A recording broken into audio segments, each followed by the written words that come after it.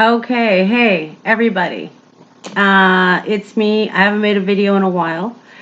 I said that, oh, that peacock feather. This video is going to be like all about Mount Elphinstone now, the peace camp, and that peacock feather right there came from a peacock who escaped from somewhere, I guess. Actually, two of them. And I was staying on Mount Elphinstone in my traditional Indigenous pit house. And I was laying there in the morning and I heard like this crazy big sound. And my imagination ran wild. And I actually was thinking, hey, like, like a time warp, portal has opened and a pterodactyl has come through. And, I was imagining a pterodactyl. But anyways, it turned out to be a peacock. And for a while up at Peace Camp, there were these two peacocks. And you could feed them by hand, and nobody ever knew where they came from. I did try and convince a friend to, like, help me bring the peacock down when I had to come down, and they wouldn't. Okay. This is also a SkoolOf5d video. So I'll post that on the SkoolOf5d Peace Camp Collective FB page, and I'll put this up on FB, even though FB is like really irritating everyone so much. What I want to talk about really, for the most part, is edible and medicinal plants of the forest. I have a really excellent book right here. And it is called Edible and Medicinal Plants of Canada, put out by McKinnon, Kershaw, Arneson, Owen, Karst, Hammerson, and Chambers. And there's another one which is up at Peace Camp right now on the mountain, and it is called Coastal Plants of British Columbia, and that would be published by Pojar and McKinnon. And it is like my Bible for studying the wild plants.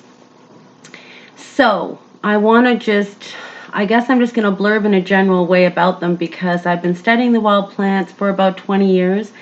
And so I have so much to say, and I really don't know where to begin. So I'm just going to start with alder because alder is such a cool plant. Okay, so first of all, the alder tree, it's very common. It grows to be about 70 to 75 years old. It has a red bark. It is sometimes, unfortunately, called a weed tree by people who are in the logging industry, when in fact it's a beautiful hardwood and could be used, to make some pretty nice cupboards. Now, the Indigenous people used the red alder for a number of things. Right off the top of my head is the smoking of their fish. So all of that super tasty smoked fish that you've had from Indigenous communities, if you've been lucky enough to have that. I don't know if you have, but if you haven't, I'd get on that, and I'd give them like $10,000 a piece or something if you can afford it, because it's worth it. That's done with the alder. Now, when my daughter and I decided that we wanted to live on the Bellacoola River when she was 8 in the winter, we also were able to cut down the alders ourselves. And then we put 3 alders, like whole big long trees in, and we pushed them in, and we had a fire that just went on and on and on. So, now what if you're hungry though?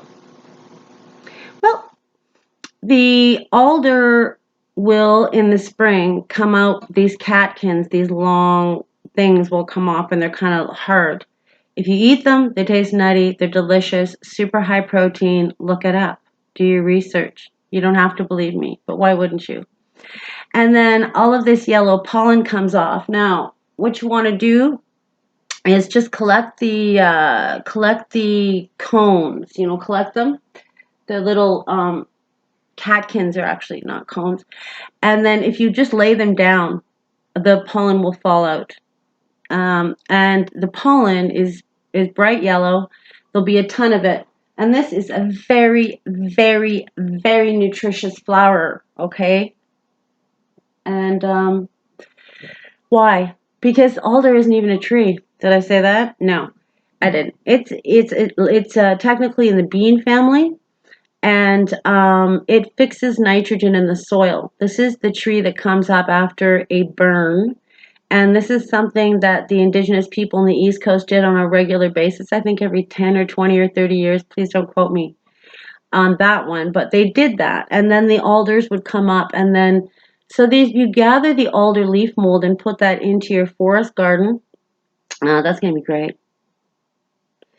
See, now that was just alder, and I didn't mention that if you are like 58 like me and you have this silver hair and you don't like it, which I think is ridiculous. I mean, I think getting older is great and I love my silver hair, but what if something was wrong with me and I wanted to dye it? Or traditionally an Indigenous person would be making a basket and they would want the red sort of auburn kind of dye.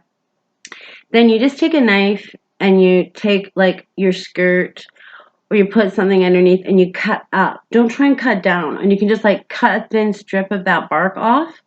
And it's gonna, yeah, right, it's gonna be really easy. And you're just gonna like, oh, strips of it, but don't go all the way around the tree or you'll kill it. And just go from tree to tree, taking a little bit of bark. Boil it up. All the red will come off the thin alder bark. And you'll have this like paste at the bottom, this red paste. Now you put that on your hair and it's going to dye your hair sort of a red color like henna, like traditional henna from India. What's even better?